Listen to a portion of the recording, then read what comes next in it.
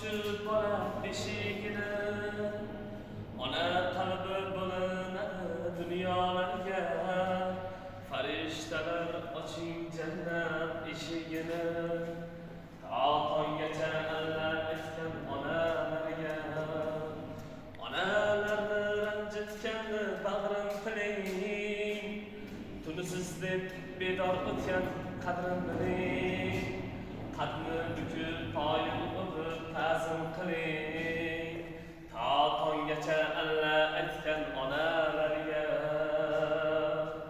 Yuragida dard oshkor qilmas bolam, bolam der onam, onam, onam, jannatim onam. G'am ko'rmasin dediz bolam, boringizga shukr onam, onam, onam. Tun kechalar hamma uxlab yotgan palla, ona bedor bolasiga aytar Allah. Allah, Allah,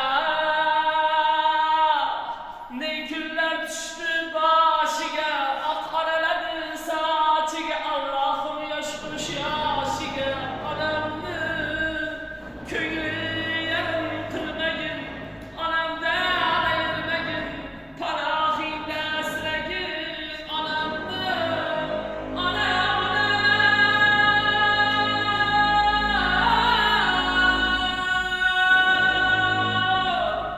onam, jonim, onam.